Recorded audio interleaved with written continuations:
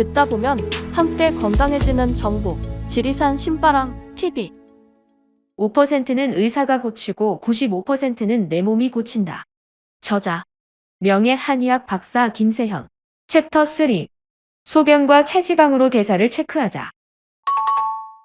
허리둘레 34인치를 넘기지 마라. 우리에게 과연 보릿고개라는 단어가 존재했었나 싶게 현대인은 영양과잉 상태에 있다. 명절이 아니면 구경조차 어려웠던 고기는 마음만 먹으면 몇 끼니 상에 올릴 수 있게 되었다. 그 결과 입은 즐거워졌지만 비만이 대국민적인 관심사로 떠올랐다. 비만에 대한 걱정은 비단 우리만의 문제가 아니다. 의학과 과학 분야에서 최첨단을 달리는 미국조차 비만을 해결하지 못해 쩔쩔매고 있다. 여자들이 미용을 이유로 성형외과에서 받곤 하는 지방흡입술의 경우 부분적인 지방 관리만 해주기 때문에 비만에 대하여 원천적인 해결책이 되지 못하고 있다. 비만은 그 자체로도 미적인 결함을 초래하지만 무엇보다 건강에 타격을 주기 때문에 하루빨리 해결하지 않으면 안 된다. 모든 대사질환, 심지어 정신질환에 이르기까지 비만과 관련되지 않는 질환이 없다고까지 할 정도다. 대사증후군의 진단 기준 중 가장 중요한 것이 복부비만 정도와 팔, 다리 근육의 부실도를 점검하는 일이다. 복부비만은 배에 과도한 지방이 축적된 상태로 한국인의 허리둘레 기준으로 남자 35인치, 여자 33.5인치 이상인 경우에 해당된다. 체지방은 분포 부위에 따라 피하지방과 내장지방으로 나눌 수 있는데 특히 내장지방의 축적이 심할 경우 대사질환 검사를 실시해야 한다. 내장지방이 축적되는 요인을 꼽자면 가장 주된 것이 과식이다. 과식으로 인해 소화효소가 과도하게 낭비되면 그 영향이 대사계로 전이되어 혈관에 지방세포가 쌓이게 된다. 좌식 생활에 젖어 있는 현대인의 경우 복부 위주로 지방이 축적된다. 복부 지방은 횡격막의 길이를 과다하게 키우게 되는데 수면 시 폐의 움직임을 방해하는 요인이 된다. 이로 인해 코골이 증상이 나타나기도 하고 심할 경우에는 무호흡증을 유발한다. 무엇보다 복부 비만이 유발하는 가장 위험한 질환은 당뇨이다. 당뇨는 기본적으로 대사질환이기 때문에 고혈압, 심근경색과 함께 오는 경우가 많다. 당뇨로 인해 피가 걸쭉해지면서 혈압이 상승하게 되면 대사계에 지속적으로 스트레스가 가해진다. 가장 먼저 손상을 입는 곳이 혈관이다. 심장에서 먼 쪽 굵기가 가는 곳부터 막히는 것이다. 인체의 항상성 작용은 손상된 혈관을 복구시키기 위해 무리하게 혈관 수축 운동을 진행하는데 이 과정에서 동맥경화증이 일어나게 되며 뇌졸중, 심근경색으로 이어지는 것이다. 복부 비만을 없애기 위해서는 무엇보다 열량의 섭취를 줄여야 한다. 남아도는 지방이 없게끔 적당히 먹는 것이다. 식사 내용에 따라 다르겠지만 위장의 3분의 2만 차도록 먹는 것이 좋다. 모자란 듯 할 때 숟가락을 놓는 결단이 필요하다. 더 좋은 것은 단식을 통해 소화계에 휴식을 주는 일이다. 야식을 하는 날이면 유독 꿈자리가 사나운데 이는 자는 동안 소화계가 작동하기 때문이다. 잠잘 때뿐만 아니라 평소에도 단식, 절식을 실천해야 한다. 인체의 재생 시스템은 우리가 잠자는 동안뿐만 아니라 소화계가 쉬는 동안 가동된다.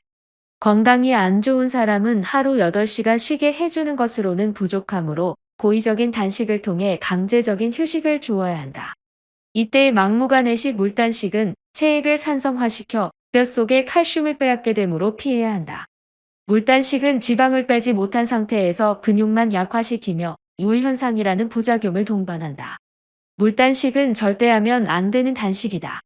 복부 지방을 없애려면 굶기는 굶되 효소와 생리활성 물질이 혼합된 복합발효배양물을 보충하면서 굶어야 한다. 정화식을 하게 되면 식사를 끊었음에도 활력과 면역력을 동시에 챙길 수 있다. 약으로 고치는 질병이 있고 내 몸이 고치도록 놔두어야 하는 질환이 있다고 할 때 정화식은 몸이 스스로를 고칠 수 있도록 돕는 일이다.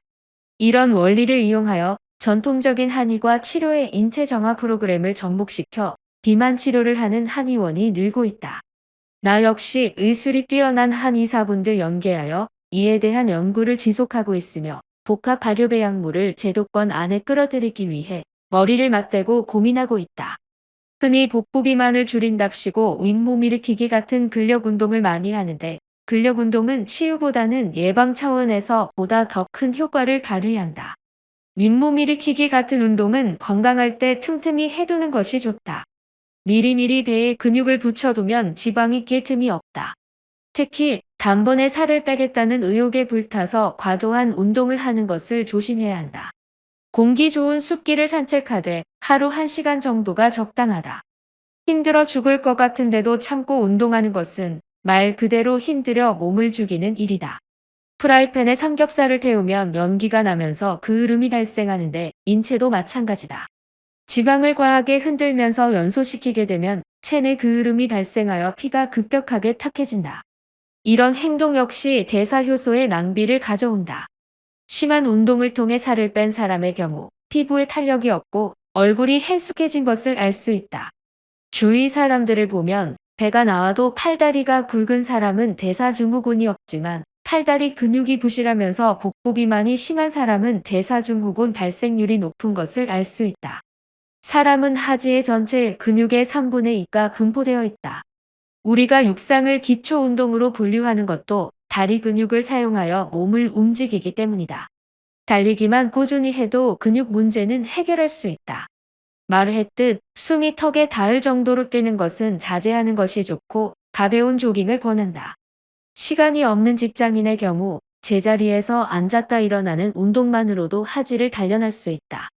중요한 것은 꾸준함이지 운동의 강도가 아니다. 옛 어른들은 사람은 하체가 튼튼해야 한다고 했다.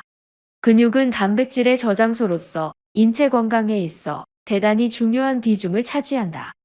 효소 역시 단백질 없이는 존재할 수 없는데 효소 자체가 단백질 분자로 구성되어 있기 때문이다. 또한 근육은 대표적인 발열기관이다. 근육이 있는 곳에는 반드시 열도 있다. 근육이 발달한 사람의 경우 체온이 높아 질병에 대하여 면역력이 강한 것을 알 수 있다. 팁. 자주 먹는 것이 건강에 좋을까? 위장에 부담을 주지 않기 위해 조금씩 여러 번에 나눠 음식을 섭취해야 한다고 주장하는 사람들이 있다. 심지어 하루 5번에 걸쳐 식사를 하기까지 한다. 위장 절제를 한 경우가 아니라면 이런 방법은 위의 부담을 줄이기는커녕 위의 부담을 증폭시키는 행위라고 할 것이다. 장이 음식물을 소화시키기 위해서는 일정한 시간이 필요하다. 먼저 들어온 음식이 다 소화되고 나면 인체는 배고픔을 느끼게 되는데 이때 간과 췌장은 다음에 들어올 음식에 대하여 소화액을 만들게 된다. 즉, 배고픔은 소화액을 만들기 위한 준비인 것이다. 하지만 이런 준비를 할 사이도 없이 수시로 음식물이 들어오게 되면 간과 췌장은 급하게 소화액을 만들어야 하고 이런 일이 반복되면 소화계가 교란되어 신트림이 나고 위통이 생긴다. 또한 먼저 먹은 음식을 소장해서 마무리 소화 흡수하던 일을 중단하고 위장으로 들어온 음식물을 소화시키게 되면 소장의 음식물 체류 시간이 길어져 이상 발효 현상이 일어나 혈액이 탁해지는 원인이 된다. 간식을 하고 나면 다음 식사 시간이 되어도 식욕을 못 느끼고 속이 더부룩한 것을 경험했을 것이다. 공유할수록 함께 건강해지는 채널. 구독과 좋아요는 영상 제작에 많은 힘이 됩니다. 다음에 또 만나요.